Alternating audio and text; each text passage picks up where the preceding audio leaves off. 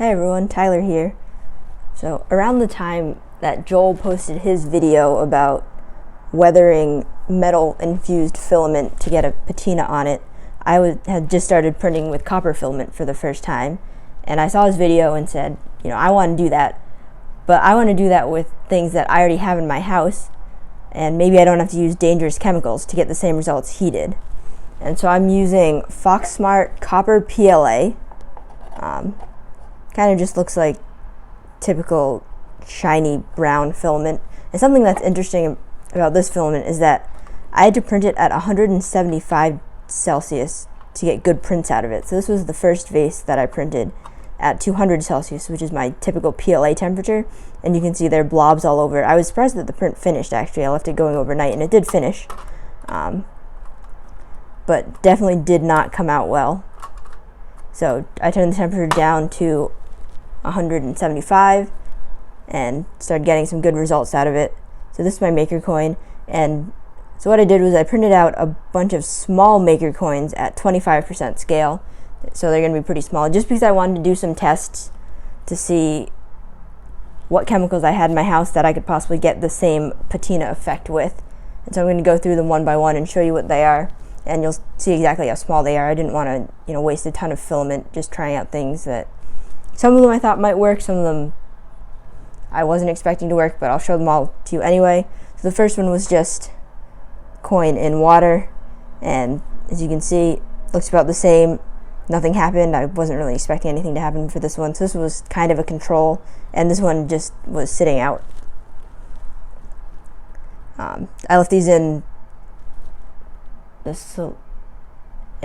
different chemicals for about 2 days, and then I rinsed them off and dried them and had them sit for another 2 days about, and they were all printed at about, so all the small ones were printed together, and this one was printed I think just right after that, so all at about the same time. So this one was the one for water, and then this one was put in alcohol, and I wasn't really expecting anything to happen with this one either, and nothing did.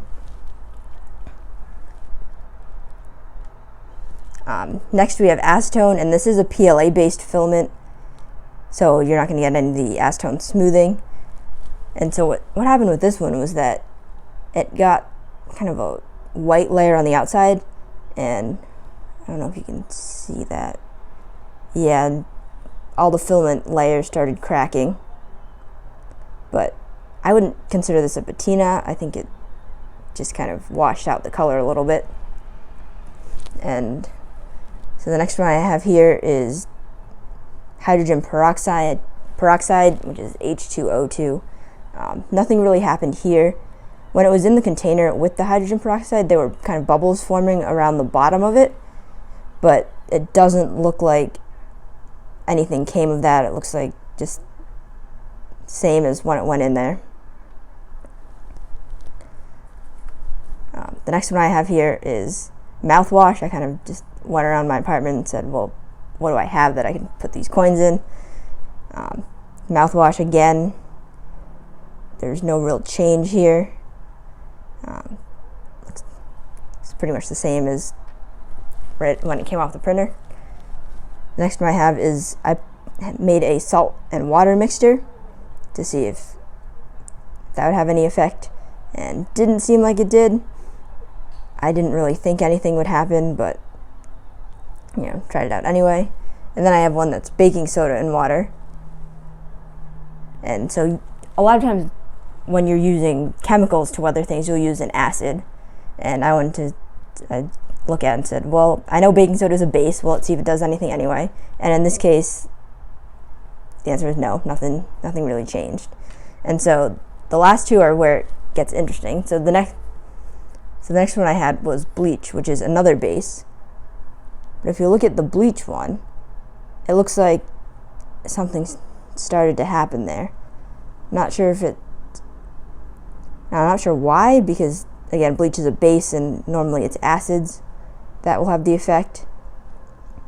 But there's definitely something on the surface. Kind of looks like a film similar to the one that acetone made, but either way, the color is definitely darker. So the last one is just your typical white vinegar, and you can see this one worked really well. You get the green look that is typical of weathered copper. And something I wasn't really sure of was, at first I doubted that there was any copper actually in this filament because it wasn't very heavy. Let's see if that'll refocus. Maybe not. And so I was wondering if there's any copper in this filament, but this definitely proves that yes, there is indeed copper in this filament. You can weather it. I'm going to put a macro lens on my camera right now so you can see. Something I didn't do when I did these was I didn't sand them before putting them into the different chemicals, which I'm definitely going to do in the future, because if you look close up right here, you can see that all of the green patina is on the layer lines. And yes, it's a small coin, so layer lines are a bit more pronounced, but yeah, so everything there. Ooh, it's not going to focus. Come on. Yeah, so you can see it's all on the layer lines.